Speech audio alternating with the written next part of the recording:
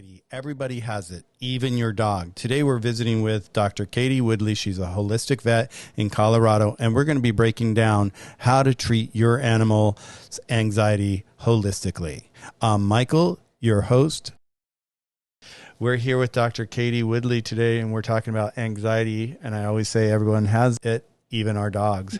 So we're going to be breaking that down. We're just having an open conversation today with Dr. Katie. So Dr. Katie, first I want to ask you, what was your journey that got you to become a holistic vet and be able to help so many animals in this matter of holistic?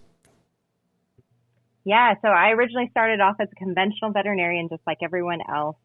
And I was in New Zealand at the time, actually. I went to vet school in New Zealand, which was amazing, and worked there for a couple years. And I'm from Colorado originally, so we ended up moving back to the States, my husband and I at the time. And 6 months in, he developed an autoimmune disease.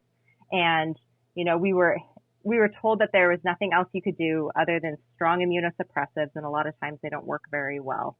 And of course, as you do, as lots of people do who are listening in or have heard this story or find me, there's another way. And so we started searching and we came across holistic medicine, essential oils, how food truly does matter and how you can use herbal medicine. And I thought to myself, okay, there's this human side. What about the animal side? Here I am telling my patients there's nothing else we can do when we get to the end of the road with conventional medications, or the pain is too great, or there's nothing more for the cancer. And so I became acupuncture certified, Chinese herbal medicine certified, started incorporating real food into my treatment plans and essential oils and all the things. And it completely changed the way I practiced. And it actually led to me forming my own business, The Natural Pet Doctor, where I focus solely on holistic medicine and partnering with conventional vets so that we can integrate the best of both worlds. But oh my goodness, it has definitely changed my life. Using holistic medicine has changed my husband's life. We've been able to avoid strong medications, and it's definitely a powerful modality that we have, especially with anxiety, because I know a lot of pet parents don't want to put their pets on things like Prozac. I know, right? It's like that's what we get a lot of times. People come to us and they've tried the pharmaceuticals that their vets have given them for their dogs, or even cats, and it zonks them out. It takes away their motor skills, and they were like, this drugging my dog. I don't want to drug my dog. And that's what's so beautiful about the Chinese herbs, is the fact that they actually work without drugs. They're all holistic and they're all natural. And that's why I love this conversation with you, is the fact that I see this all the time, just as you see it all the time. So when a client comes to you, especially now where we've been having these rooms of pandemic puppies, and we're seeing that there's a lot of, in the United States, the surrender rate is up by 83% right now, which is crazy with our dogs. People who have gotten animals during the pandemic are now starting to feel, not trapped, but just anxiety themselves, and they don't know what to do. And the first thing that pops in their mind is, surrendering their dog.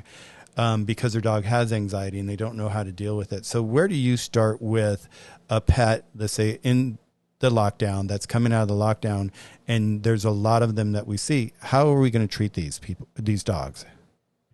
Yeah, it's a great question, and it's really, really common, of course, right now. And I even have friends that are returning dogs to shelters because of severe separation anxiety, and it kills me. And so the biggest thing is that we have to keep in mind, okay, what type of anxiety are we dealing with? Is it separation anxiety? When you leave the house, the dog destroys everything and is super anxious. Or is there a generalized anxiety all the time? Is there an anxiety around food? Is there anxiety around children? So it depends on that pet, and we have to remember that. It'll depend on the environment. Is there a lot of change going on too? Right now, going back to work is a huge change for a lot of these dogs, where they're used to having their owners sitting there with them all the time. And now all of a sudden the pack is being torn apart, and the dog's like, I've lost my leader. They're gone. I don't know what to do. And so a lot of times what I find people making a mistake with is they go, okay, let's get the CBD, let's get the herbs, let's start the things, and we forget about behavior modification, the desensitization to whatever that phobia or that fear is. And those have to go together. So we can use herbs, we can use CBD, we can use food as medicine to help kind of calm and ground that pet, but we also have to be desensitizing those pets to that behavior. So the thing that causes anxiety. So for example, if Your pet's super anxious when you leave the house. What are you like? Your dog knows when you pick up the keys, your car keys, that you're probably leaving. So what you can do is you can pick up the car keys and then give your dog a really high value treat, like a frozen Kong full of like peanut butter and oats or frozen baby food. Get them in a calm position. You're holding the keys. You put the keys away. You sit down. So now what you've done is you've taken one step. This is small baby steps, of course. So a lot of times it's going to take doing these over and over and over again to help desensitize your pet to the action of you picking up your keys and leaving the house, where they're realizing the world doesn't end every time mom picks up the keys. So take notice of what your dog is doing. They're watching you, especially if they're anxious, and see what behaviors you do that potentially are bringing out that anxiety. Another one is like, I knew this with Finn, our German Shepherd, when he was still with us, is, you know, I'd be getting ready. Like he knew me getting ready in the morning. I don't know what that says about me when I'm not working, but, you know, going to the bathroom and being in the mirror, putting on my makeup, doing all the things, right? And he would be sitting there watching, and he like knew that meant that I would be leaving. And he was pretty good. He got a little bit more anxious as he got older, which a lot of pets do. And that's where you can calm that with herb supplements and some of these tactics. But take notice of what is triggering the anxiety, because then, okay, what is their favorite thing? They love eating. Great. Let's use some really high value treats. And, you know, like I mentioned, do the behavior, but you're not following through on it 100%, like you're not getting in the car and leaving yet. And then what you can do is you can work up to also like where you step outside the door for 30 seconds, but you come back in. Now, here's the thing. Don't get super excited when they come and greet you like the world just ended and you came back and you saved the day. Because when we exuberantly greet them when we come back, it's like, you're okay, you made it. And they're like, oh my God, Mom, it was so awful. Like, let me tell you all about it. And they're like jumping up and down and whining. And we're reinforcing that they should be anxious when we left. So that's really important, is train the calm behaviors, reward the calm behaviors, make sure you're not reinforcing those anxious behaviors in your dog. And we talk about that all the time because, and people and pet parents, they don't realize that they're doing that. It's what we don't know. We don't know. I talk about that all the time, is that they don't know that they're reinforcing this. And so really that change in working with your dogs and their behavior is so important. And you said something that's so important that I want to talk about too. It's like, take notice of what your dog is doing and how he's behaving and what's going on with him, because it's really, we talk about this, about getting to know your dog, who he is right now, or your cat. And it's so important that you do that, because then you're connected with them. And I love the idea, like you're talking about with the keys, because we talk about the keys all the time. It's like they hear that and they're like, oh my God, they're leaving. And so I didn't realize how much you like, and of course you do, and I understand that you do, but it's like you were always talking about holistic medicine and all this, but you're just hitting so many of these top topics about training and behavioral, what's going on with them, because that is a big part of it. Because when people come to us for our formula, No More Drama, first we ask, okay, what's going on with your dog, to make sure that it's the right thing for them to be doing with their dog, because we don't want to be just giving them a formula that they're just going to be thinking that's going to cause all the issues that the dog has just to disappear, because it doesn't. It's really working with a trainer, really doing these baby steps and reconditioning your dog, because we are opening up and we are seeing this.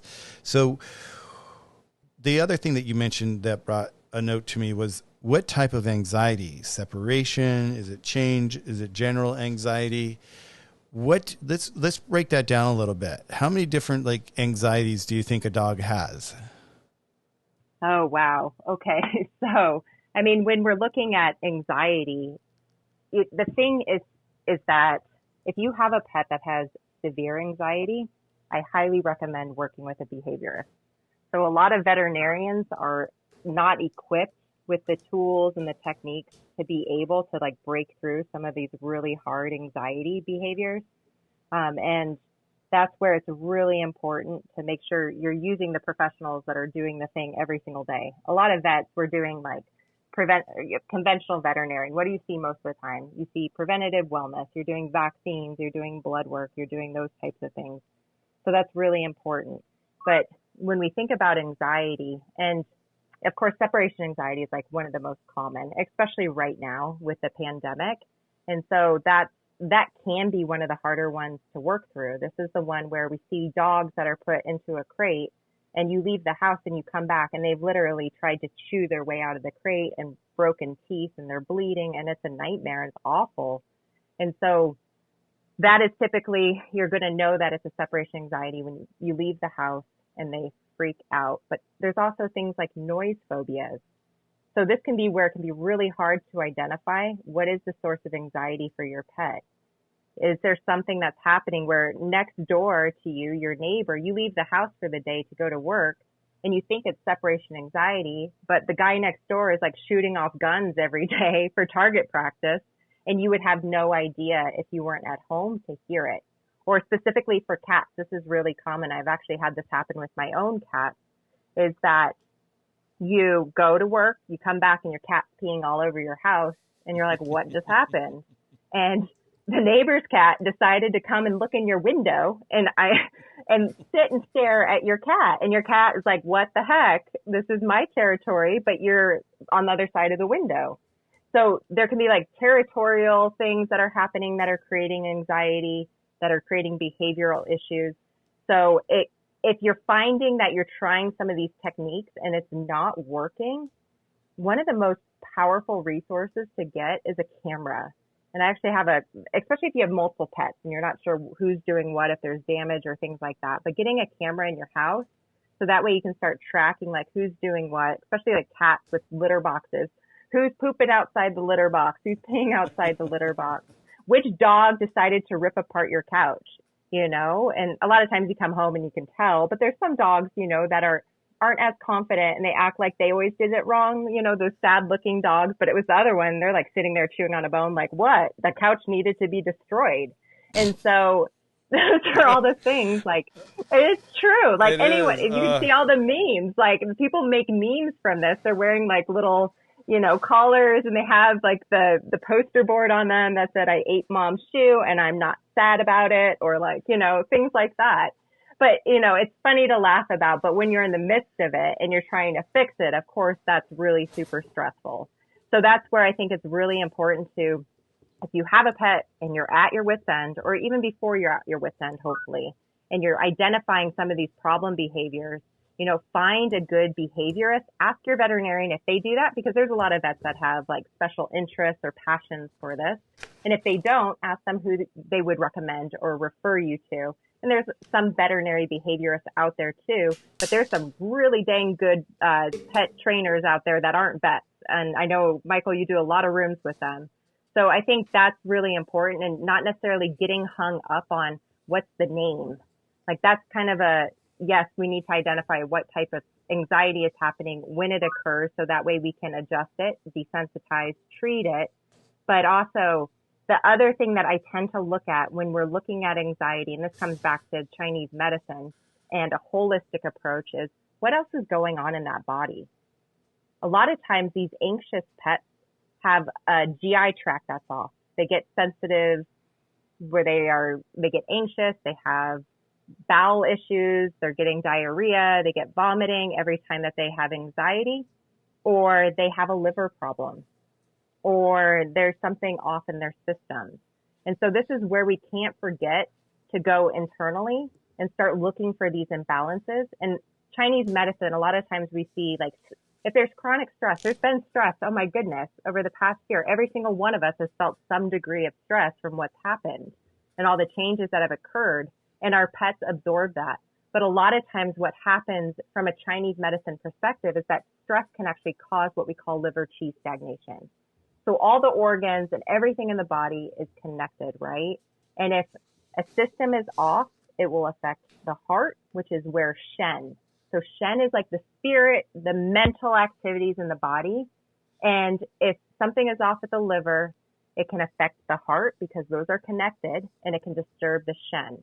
And when this is disturbed, it sounds really weird, so just bear with me for a second, that's when we tend to see things like anxiety. You see the nervousness, you see they're super stressed out, lack of focus, poor performance, or they may even seem like they're mad. And so this is where, when we're identifying that, we're working on the behavior changes, right? But this is where Chinese medicine is so powerful, because we can use herbs that help nourish like the heart. They cool like the excess heat in the body. They support the liver, and they help rebalance the systems by using herbs.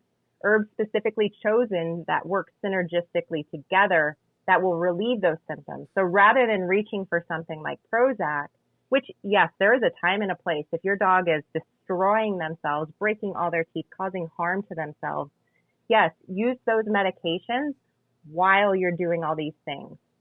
And a lot of times we can use these formulas, these blends that are going to treat the symptoms, but at the same time, they're correcting those imbalances in the body that's leading to those symptoms. So rather than just numbing them, we're actually treating the root cause. And that's so important. I think what you're talking about right there is you mentioned getting to the root cause, because you don't know what could be, there could be something really deep going on inside them. And if you really don't stop and look at your dog, once again, who they are today and what's going on with them, you may be missing something that's medically wrong with them. And it's important to be able to look at all aspects of the anxiety to really figure it out. And one of the things that you mentioned as well, which I think is so important, is like, we always talk about baby steps here. How do you start to work with your dog? How do you start, changing their behavior, and how do you create a safer space for them? So it's all, these pieces are all a puzzle, and it's all baby steps. And one of the things you mentioned is that camera. And that camera is one of the best tools. The first baby steps that you can take is to really see who your dog is while you're away. Because if your dog has separation anxiety and you're leaving, and they've been with you for 24/7, and this is what we're seeing out there, they've been with you 24/7, and you decide that or your boss calls you, okay, it's time to come back to work. It's time to come back to work. And you decide that you're going to go back to work, and all of a sudden you leave them for 5 hours the first day by themselves. That's where it could be so damaging for them, because if they're not set up to win and they haven't the tools to actually work with that you've worked with them and able for them to be alone, that's where you could look at the baby camera and actually see what's going on with your dog. And I was laughing at what you were saying, Dr. Katie, about your sofa being torn up, because when I was younger, I had a min pin that I had left with a friend that was doing like pet sitting, would come pet sit, spend the night with him and all that. And all of a sudden I got a phone call and my sofa was completely torn apart, and it looked like it snowed in my apartment. And I had no idea that my dog probably had social anxiety until today. So it just, I was laughing at that. When you're working with a client, let's go back to working with a client again, and you're starting to understand what's going on with the dog. You've done the medical and all that, and you're starting to, get them on formulas and help them with their anxiety. Do you see that you're working with the owners as well, the pet owners, and their anxiety too? Because like you said, we've all experienced some sort of anxiety this last year, and I think that's true for all of us. Do you find a balance that you're working with them just as much as you're working with the pets? Yes. I was kind of laughing because I mean, we all know it, right? Yeah. I see it with my own cats. If I have stress, they absorb that right up, and they especially Moki, if anyone here is following me and listened to our talks before, Moki lashes out at me. And I'm like, okay, Katie, you need to calm down because Moki's upset. And that means you're upset.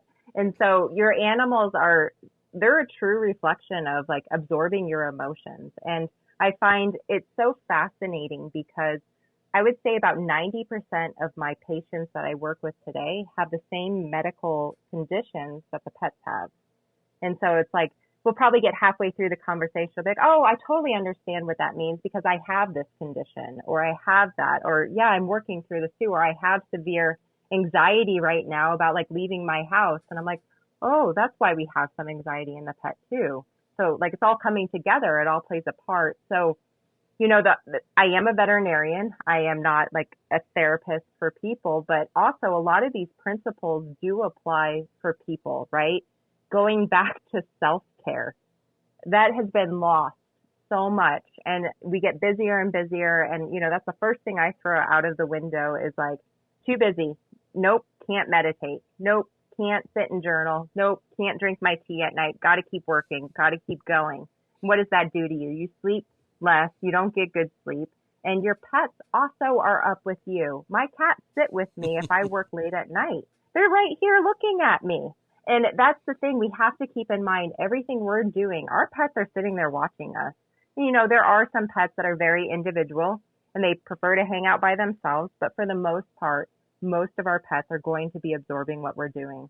And so I think that's where it becomes so important, this holistic lifestyle, this holistic perspective, asking yourself the question, am I doing a good job taking care of myself? And checking in with yourself every single day, setting an intention. And that's something that I have to even myself even work really hard on before every consult, set an intention. How do I want this to go? How can I serve this person? How can I help this pet? And afterwards, right, my husband comes home and I've got all this stress potentially built up or, you know, worry about some of these really sick pets. And I'm like, okay, how do I release this? And that way I can help my husband and be present for him. Or when I used to work at the clinic and come home to my shepherd, you know, go, okay, how do I not bring this energy in so that I don't stress out an older German shepherd? And I think that's very, very powerful. And the thing is, we talked about, I think when we talked about teas at some point in one of our previous conversations, is like, you know, sit down at the end of the day and brew yourself a cup of valerian and lavender tea and brew one for your dog and put it into his food or give him a small snack. And you can use teas to help bring down that anxiety, help them stress, help them get a good night's sleep. But I think the biggest thing is this whole picture, right? We tend to focus on our pets and we get stressed seeing them stressed and we forget that our stress is stressing them out. And I'm excited that you mentioned the tea because that's one thing that I think is it's so easy for people to do because they have it at home from themselves and they can be giving it to their animals. And no, I never knew that that was an option. And I think that that's wonderful. What other teas would you recommend? Yeah, so this is great. This is what I love about herbs. And a lot of times we're using, you know, you can use supplements that have these components in them too. So you'll see combination products that have some of these. And then also a lot of essential oils. I talk a lot about essential oils also and how we can use these. So these are all going to be varying degrees of potency. They are used a little bit differently, but they're all going to have the same effects when they're used appropriately. So lavender, huge, right? One of the number one things that people are using this for is for anxiety. And so you can use lavender tea and just getting organic tea, of course, because we don't want things like pesticides and herbicides that are sprayed on there. So less chemicals, better. And then your valerian is really powerful. So valerian gets forgotten about. And I tell you what, it might smell like stinky socks. But the cool thing is too, I know this is about dogs, but you might be thinking like, okay, my cat's super anxious because a lot of times we have anxious dogs, we have anxious cats. And you can use herbs and self-selection with cats. So putting down dried herbs, so like open the tea bag, put it down on a blanket in a nice quiet area away from all the hustle and bustle. And if your cat wants it, they'll self-select it. What that means is they like roll in it. A lot of times they'll actually eat it and ingest it. And they're absorbing it into their body to help them with, if they're choosing valerian, to help calm them. So that's a cool way to introduce herbs into your cats, especially when it can be hard to medicate them. Another common one would be chamomile. And you'll find a lot of teas that combine a lot of these together. So if you get combination products, these are all safe to use. If you're ever worried, ask your veterinarian, of course, if they're on medications to make sure there's no things that are going to interact, adverse effects together. So make sure you're checking in with them. But some of the other ones that you'll find too are things like passion flower. Is a really good one that can help. But those would be kind of like the main ones, and using things like essential oils, diffusing essential oils, good quality ones, of course, at the right dosages. But you can combine these. That's the power of this. A lot of times using like a tea by itself, if you have a super anxious dog, is not enough. And that's where we have to combine these natural remedies together to get the results and hopefully avoid things like Prozac and your other anti-anxiety medications. But I would definitely say valerian, lavender, chamomile, they're the easiest to find. Catnip is another one. So some cats will get a little bit crazy, so try it out first. But catnip is a great one. You might even have it in your garden. My Kiwi cat will just start drooling and rolling all over it and start like eating it. Whereas Moki's like, I don't respond to catnip. And not every cat does. But try it out on on your pets, on your dogs, using these different types of teas, because they work in similar manners, whether or not you're using them on a dog or a cat. It's so Moki, you've got me laughing about Moki. I love him so much. And if you guys are not following Dr. Katie on Facebook, you tell them your website, Dr. Katie, for Facebook. So just the Natural Pet Doctor, Facebook, Instagram. You'll be able to see crazy videos of my cat. So FYI, he's not in pain. So he has cerebellar hypoplasia. And when you watch him, you're like, there's something really wrong with that cat. There is. He's a bit of a crazy one, but he has a condition called cerebellar hypoplasia that affects his motor skills. And so he was born that way. He's fine. He doesn't know anything is wrong with him. And he is the craziest animal that just runs around, and yeah, he's just insane. So if you need some entertainment, definitely check it out. Well, yeah, and that's because when I first met Dr. Katie, I met her before she met me, and I met her on Facebook, and I started following her and just really digging into her. But this damn little cat was so funny all the time, is you'll see him bouncing off the wall behind and bouncing on her head, and it's just like, he's so cute. I fell in love with him. So when we're talking about, because like right now they're saying, I was reading this article earlier today, and they were saying that more than 70% of dogs display anxiety of some sort. And then they break it down to where it's from noise sensitivity to general fear, to reactive to other dogs and all that. But there are, so just like people, our dogs have major anxiety, it looks like, across the board. And maybe even pre-pandemic, we had this going on, but now with the pandemic, we just see so much more of it. If we're talking to somebody that is not able to get to someone like you, Dr. Katie, and say, I need help with my dog or my cat with anxiety, where do you direct them? I mean, I know you have so much on your Facebook channel, so much information, but where can they go for like some really good information about what to do with their dog or their cat? Yeah, that's a great question. And I will tell you what, my career years ago, I came across an amazing veterinarian called Dr. Phobia Yin. And she was probably, to this day, one of the best veterinary behaviorists. She's no longer in this world, unfortunately, but she has numerous content on her site. So Sophia Yin, YIN, and she has books like How to Behave So Your Dog Behaves. Her entire site, like she has fear-free certification courses. So I went through that certification course. It was amazing. And I learned how to towel wrap a cat 13 different ways, so you don't have to stress them to draw blood and keep them less stressed. It's come so in handy. Like to clip one toenail on Moki, it's like the world has ended. And so being able to towel wrap him, because bless his heart, Ryan is useless, my husband, at holding a cat, especially Moki.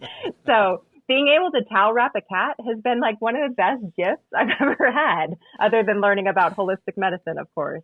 But she is an amazing resource. She has a lot of free content. She also has video content for, is your pet like hyper anxiety, separation anxiety, leash aggression. There's all different things that she's broken down, and she has different videos that you as a pet parent can purchase, and you can follow along. You can rewatch it. Super easy to follow. She was a great teacher. Her books are fantastic. If you're getting a new puppy, I think one of her books is called Perfect Puppy in 7 Days. So, getting them started off right with some of the training. So I think getting those resources in your hands and just watching, I love watching videos, especially when we're looking at behavior stuff. Seeing someone do something makes it easier to kind of get into my head. I'm very visual for learning. And having that has been a huge game changer for helping my patients, but also for raising my own pets. So I think finding those types of resources, but I definitely, Dr. Sophia Yin, I don't think you would go wrong just even looking at just her stuff alone. Well, and I love that you're able to give that information, because people are asking, where can I go? Where can I find information? Especially as we see that there's so many people and their schedules are getting so busy, trainer schedules, pet sitters, everybody's schedule is getting busy, and they can't make an appointment, until 2-3 months out at this point with some of these people I'm hearing. And it's a little like, okay, where did they go? Where can we direct people? So, Sophia Yin, everybody, if you didn't write that down and you forget about it and you want to know about it, you could DM me and I'll have that on my desk for you. Dr. Really quick, Michael, really quick. One of the other books, actually, I knew I had another one in my library in my office. It's actually called Decoding Your Dog, and it's written by veterinary behaviorists. And so it goes through like, I know they're normal behaviors, but how do I fix them? And then like tools of the trade, creating a Mensa dog, like a calm dog, and things like aggression unleashed. Do dogs mean to be mean? And it goes through the psychology of how dogs behave and things that you can do. So that would be another good resource. And maybe it's something if you are looking at getting a new puppy or you're looking at rescuing a dog, maybe you sit down with one of these books and you read a chapter a night. Or if you have a dog currently with these issues, and it can give you some tips and tools that you can start implementing right away. Yeah, it's beautiful with all these resources that we have here on Clubhouse with everybody like you, Kristen, Carrie, everybody that we've been hanging out with here. We have so many places that we could turn to. If we don't know it, you come to us. I could point you to so many different people now that are inside a Clubhouse that you can get real-time information from. And, even doing like we talked about, this is so important as well, is doing even like a classroom training with your dog just to get them acclimated to other dogs. And it doesn't just give your dog something to do, it gives you something to do. And then also a lot of the trainers have the online courses that are so well developed and so needed because of this exact reason. Dr. Katie, there was a question that I had that I'm like trying to think. I'll think of it in a second because you hit it and I have to I totally lost it. I don't know why. I'm going to reset the room really quick. Everybody, hello. Welcome to Anxiety Everyone Has It, Even Your Dog. We're with the holistic vet, Dr. Katie Woodley. She's up in Colorado here in the States. And her journey started with her being a traditional vet and then her husband having an immune issue, that they started looking at all these different holistic sides of life and what you can do without the pharmaceuticals. And it really pivoted her and took her out of the traditional side and brought her into the holistic vet side, which I just, have really appreciated getting to know her and understand what she does and the power that she gives everybody. I have had the hand raising off on the room. I do that. You guys know me in my rooms. I've been doing that lately. I find that it's really nice to set the room up with our co-host. And then when we have a chance, open up the room. So I'm going to go ahead and open that up. So if anybody has any questions, anything you'd like to add, please feel free to raise your hand and join us on stage. We'd love to hear from you as well. I'm still thinking of that one question. It had something to do with your husband. So you said, I'm going to go back and try to see if I could discover what I'm thinking of, is that you were talking about your husband came home from the doctors, had a report, you found out that he had an immune deficiency, and it changed your whole life. It made you turn and really look at another side of life that maybe you maybe had your finger on the pulse, but really didn't have the pulse. Yeah. So here's the thing. And this is where, oh my gosh, if you could go back and change time, you would, right? And the thing is that we are pretty healthy. Like when we lived in New Zealand, we were in a lifestyle block. We raised our own sheep. We had lambs. I had vegetable gardens. I could just put a plant in the ground. It would grow. Not the way it is in Colorado. And so I look at how we lived, how we ate, pretty unprocessed food diet. And you have to start looking at, okay, well, what happened around the time he was diagnosed? So my husband's a Kiwi. He's from New Zealand. We look at the U.S. And the U.S., we have a lot of stuff in our food, right? And this is a big thing. If you're looking at your pet, especially if you're in the States, we have to start looking at what other toxins could be making our pet feel off, that are in the drinking water, that are in the environment, that are creating this low-grade chronic inflammatory state in the body. Because I go back to my husband and I look at it and I'm like, he was in the Air Force. He had a stressful job as a crewman. He had to get out of the Air Force after being in there for like 15 years.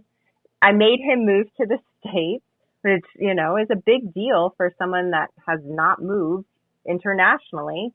He had to find a new job. All these things happened. He found a job. He didn't like it. It was really stressful. And then bam, his body broke and he developed ulcerative colitis.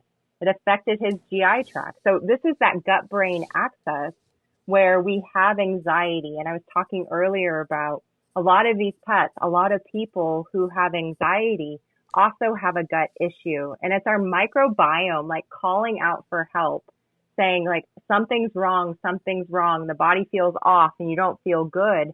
And this is where I always go for an anxious pet. And it's missed. It is missed, I would say 99% of the time. And what happens is your dog gets stress diarrhea. They get put on metronidazole. They get put on the medications. And what happens? It takes out their good microbiome. So like the few that were like hanging out and being like, wait, no, I'm on the life raft, save me. And they're like, no, just kidding, slam you with metronidazole and kill you. Like your pet's like, dang it, now I'm more anxious.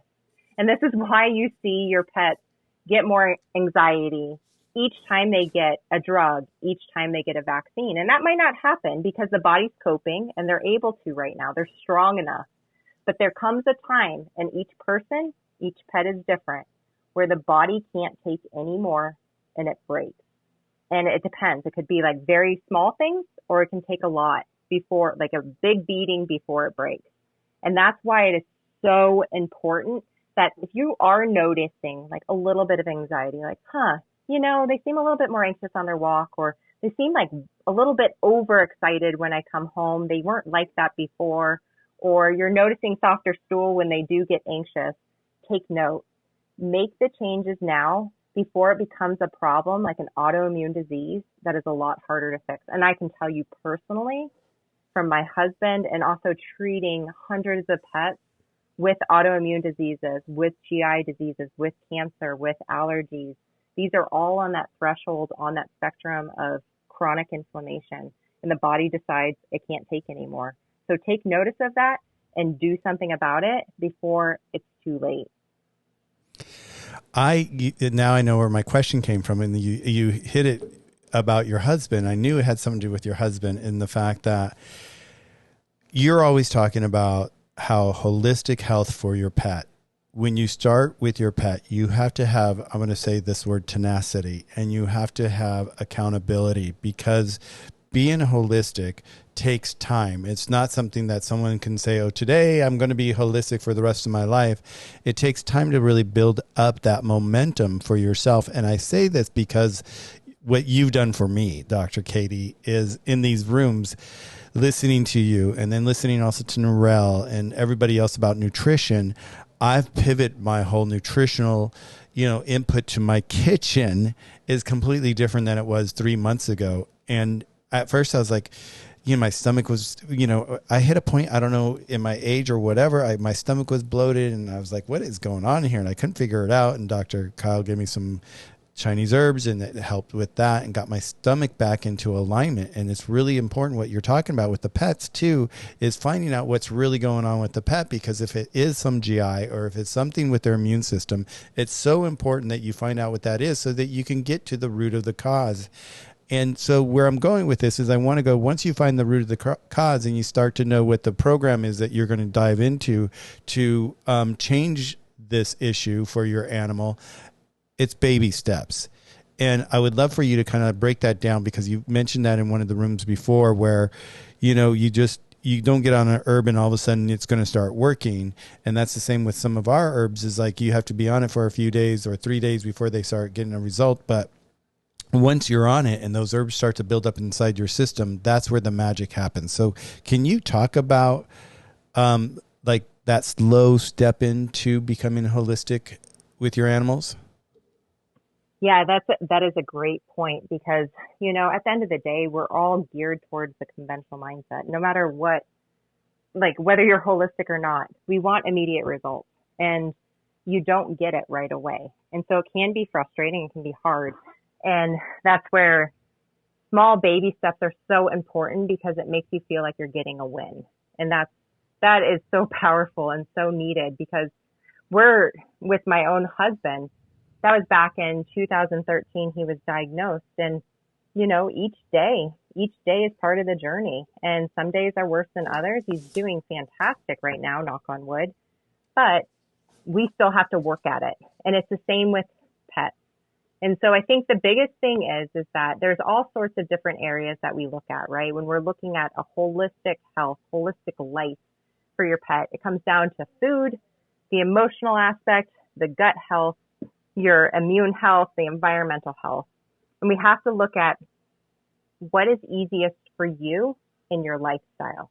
So that way you can start implementing one thing today and create momentum. If that means like if your pet's a little bit overweight, maybe it means like going out for like, I'm going to do a walk every single day with my dog. And that will make a tremendous difference to them. I talked about natural joint care today in my weekly coffee talk with the doc and my Facebook and Instagram page. And we were talking about obesity. And so many pets are overweight. And that fat isn't just sitting there putting extra pressure on the joints. It's actually releasing inflammation. That inflammation can make them anxious if we don't take care of it. And so maybe in the summertime, if you're going into summer and the weather is getting nicer, maybe you go for a 15, 20-minute walk with your dog. And that's the one thing you do for the next few weeks.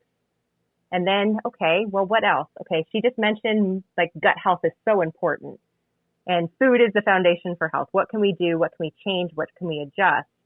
Okay, I can't necessarily get my pet off of a kibble diet. If you can, look at transitioning over to some of those pre-made real foods or working with someone for a homemade diet or, going over to a raw food diet, but that can feel very overwhelming for a lot of pet parents. So what's easy? Hopefully you're eating some vegetables throughout the week. So as you're cooking things like broccoli, carrots, cabbage, Brussels sprouts, put some aside that's cooked and add it to your dog's food bowl a couple times a week. Those extra phytonutrients will help their microbiome, feed the good bacteria. And remember, we have that gut-brain axis that will make a big difference. Another area that's super easy, that doesn't feel overwhelming, is what's in your house. Looking at the environmental toxins.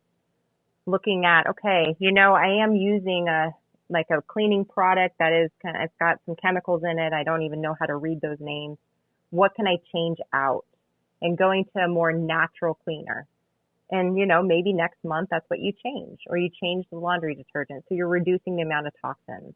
So I think the biggest thing is that, yes, we're talking about anxiety, but it comes back to everything else. And what is that easy change that you can make that is not overwhelming to you right now, that you can stick with and turn it into a habit? And when you start doing that, you're like, yeah, my dog is less anxious today. Maybe it's like only rather than a 9 out of 10 on the anxiety scale, they're at an 8 out of 10, but that's a win. And I would say too, the other thing also is if you can write down like how they're feeling, like in a journal or things like that, if you have an anxious dog, you can see those wins. Because when you go backwards, and this is the same with my husband, he has a bad day and he's like, that's it, we're done. And I'm like, wait, hold on a second. You've gained back like 45 pounds. Like, you are doing well, my friend. Like, and so that's where you come home and maybe your dog had a bad day. They ate the couch and you're like, but you know what? They used to eat the couch like every other week and we actually went a month. Like, that is a win. It still sucks. But when you are documenting it, you can go back and go, okay, yeah, today really sucks, but look at how long in between these episodes went. We're on the right path. So keep that in mind when you are implementing in these things. We're looking for long-term success and forward momentum rather than every day may not be a good day, but as long as the majority of the days are a good day, you're on the right path. And documenting is so important because we do that with our product, with our clients as well, is when, like, you've heard me talk about Maggie, and Maggie's story is very much like Finn, like your dog, where she has cancer and, they gave her 5 weeks and then our friend got her on Forever Young, our formula Forever Young, and we asked him, we are going to give this to you. We're going to fund this for you. We're going to support Maggie.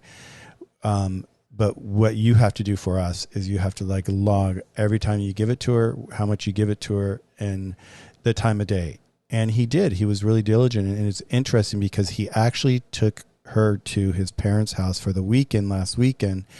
And they weren't doing that. They weren't doing the same routine with her and giving it twice a day and the right amount. They weren't really following any formula that he had been following. And when he got home and picked her up, her whole energy system was low.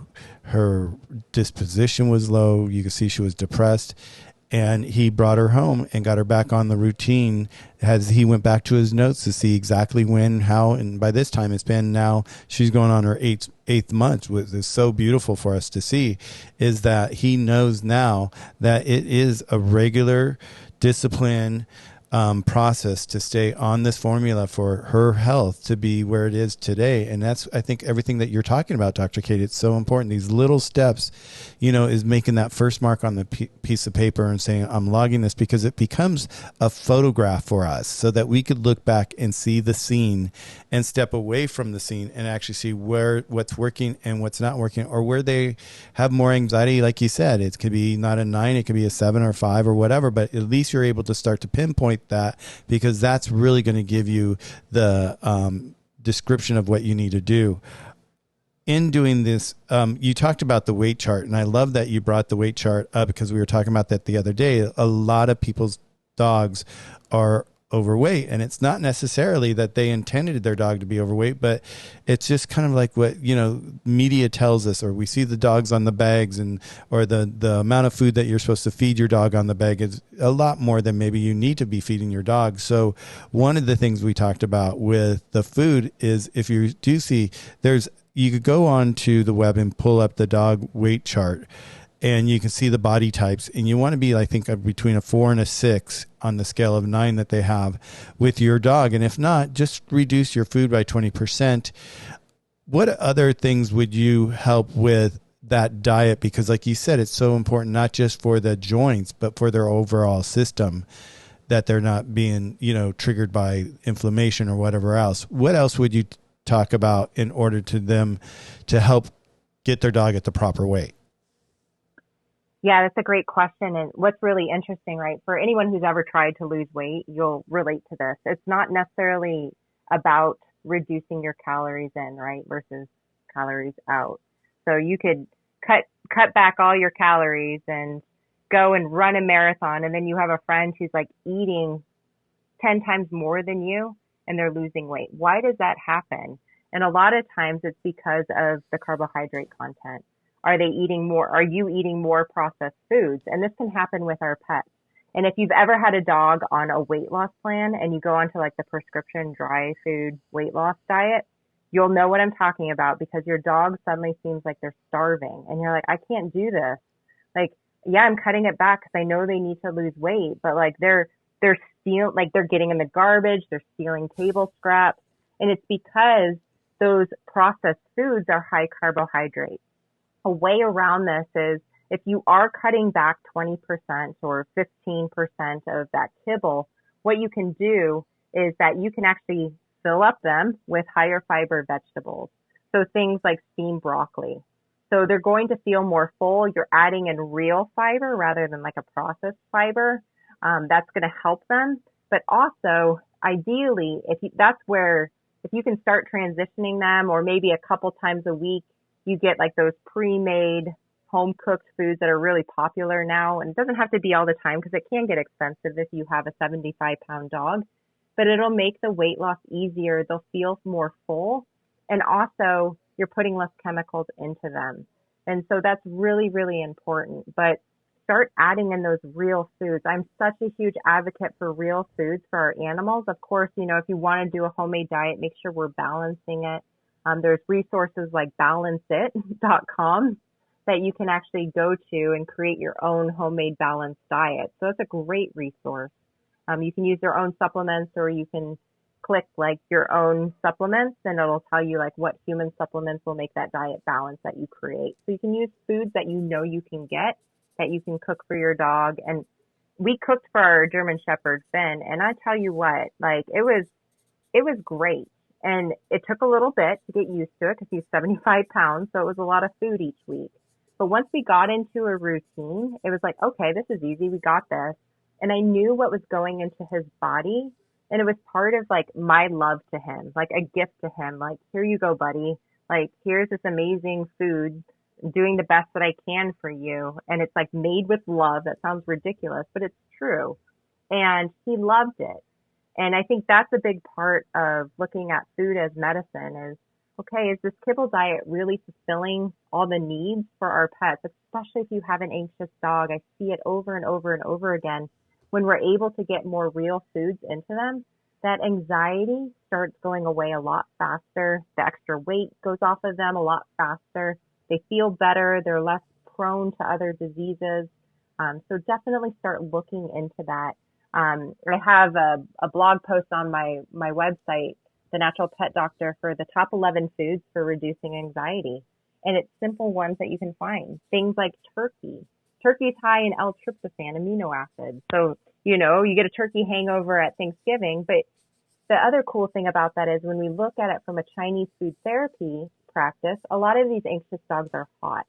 And so we can use cooling protein energetically to help resolve anxiety. And so turkey is a cooling protein. So not only is it scientifically has high L-tryptophan amino acids to help calm, but it's cooling. And then also using things that are higher in zinc. So your organic grass-fed beef liver, you can add in things like your oysters. A lot of companies will do like freeze-dried oysters that you can buy online and they'll ship it directly to you. And then things like spinach, adding in blueberries, which are high in antioxidants and vitamin C, that are providing vitamins and minerals, because a lot of our pets are low in trace minerals, just like us. So magnesium, oh my gosh, everyone probably needs extra magnesium if you're not already taking it, and that will help you sleep. It'll help you feel more calm. Great sources of magnesium that you can easily add into your pet's diet. Grind up some pumpkin seeds, and it's also a natural anti-parasite treatment. So that is the like power and why I love looking at whole food as medicine, because not only can we use it for certain things like extra antioxidants, but these cool side effects like, oh, you're less likely to have parasites. How cool is that? So definitely take a look at that blog post and just start integrating in some of these foods. Doesn't have to be every day, but start small, maybe once a week, or when you have them yourself, put aside some for your dog and then add them into their bowl. You know, what's so beautiful about what you're saying, when we talk about just reduce their kibble by 20% to help them lose weight, and you're suggesting to add some vegetables and the fiber and all that. And what's so beautiful is that they're not only getting the fiber, they're getting that new nutritional value that they may not have been getting before, because we've talked about this before about the digestibility and the poop test. When you look at your dog's poop, what is the digestibility of the food that they're really eating? And that will even help you understand what the nutritional value that they're really getting from that food. And you'll see that probably change drastically as you do start to incorporate some of these, like the top 10 or 11 foods that help reduce anxiety, just all the vegetables and all that. Because I know from my own personal diet, since you've got me on this now, Dr. Katie, Sorry. No, but it's like, it's wonderful. I'm so appreciative of everything that I learn here, because like what you learn here, everybody in the room, is like, it's not necessarily just for your pets. It's really for you too. And for you to really look out for yourself. You know, a healthy parent has a healthy pet. So you have to really look at that. If you're not healthy, your pet's not going to be healthy emotionally, holistically, nutritionally. If you're not healthy, your pet's not going to be healthy, because it's part of the mirroring factor that I think we have with our pets automatically. For me, it's this, like, for us to turn around, my husband and I have gone like completely like organic again. And we now have this rule that we only buy food for 2 days now for our refrigerator, so that we know everything that we're going to be eating for the next few days. But besides that, like when the pandemic hit, our refrigerator was stuffed full of food, and half of it we ended up throwing away because we didn't get to it in time. But I just think, understanding this slow process and these little baby changes that you can makes a big difference for your pet. A big difference. I mean, one of the things Dr. Katie said I think it was last week or the week before, is one of the best things you could do for your dog in a baby step is purified water. Would you like to touch on that for a sec? Oh my goodness, the water. So these are things that we don't even realize. And so what's in your tap water? And we talked about the environmental working group. So if you're in the States, you can easily go to their website, so ewg.org/tap water, and type in your zip code. And I did that. And of course, I found 14 potential carcinogens in our water. Now, we've been filtering our water since my husband got sick, I believe, when we started changing everything. So it's been a long time. We use a Berkey water filter. But this is so important because I didn't even realize this until I started looking into it, but the chemicals that clean our water to make it drinkable, they form byproducts that act as carcinogens over time, right? So of course we can't say like correlation equals causation, but we know that over time, if you're exposed to chemicals that are known carcinogens, if they're in a high enough dosage, like they're going to lead to problems potentially. And that combination of things are what are detrimental to our bodies. The other thing too that's super scary is glyphosate, so Roundup. And Roundup is what's being sprayed on lots of crops. Your neighbors might be spraying their yards with them, seeing those little yellow flags that are awful everywhere. I see them all right now. I'm looking at my window and I see one right now. And the problem is that it's known that 80% of the world's water is contaminated with glyphosate. Every time it rains, it's actually probably raining tiny particulates of glyphosate on you. So I'm sorry I just ruined probably rain for you, but this is a fact. And this is where, how do we use filters to help filter out some of these contaminants to keep ourselves safe and keep our pets safe? Because a lot of these, especially glyphosate, they're a known antibacterial. And they're killing our microbiome. They're killing our pets' microbiome. And it's leading to GI disease and it's leading to anxiety. And so if you can use things like Berkey water filters, if you can get distilled water, avoid things like plastic bottled water, because we know that plastic leaches chemicals into that water. And studies have shown that a lot of bottled waters are not actually cleaner than the tap water. And so we're getting the same thing out of the tap, but now we've added phthalates and BPA into the water. Now, if you need to use bottled water for, if water's been contaminated, it's not safe, then of course, yes, please use that. But we have to start looking at those little things. So looking at, okay, maybe I just start with a Brita water filter and put it in my fridge. It'll be better than using a tap water. But check your water, because I have a client that lives in Montana and they actually have the purest water, because it's like a deep aquifer that hasn't been contaminated. They've had it tested, and it's like the cleanest drinking water in the state. So if you have that, drink it. Like, you don't need to filter it, but it's definitely worth looking into, because it's just one thing to help reduce the amount of toxins and chemicals going into your body and also your pet's body. Yeah, and I love that tip. That was I've shared that so much, Dr. Katie, since you've said that with people, because I think it's such a simple step of, changing your whole lifestyle is just really you're starting with your water. It's like these baby steps. And I see this, and I know that we're at the top of the hour, and it's, so wonderful to reach the top of the hour with you, Dr. Katie, because it's like there's always, that means that there's been such a full room of information that you always offer to everybody.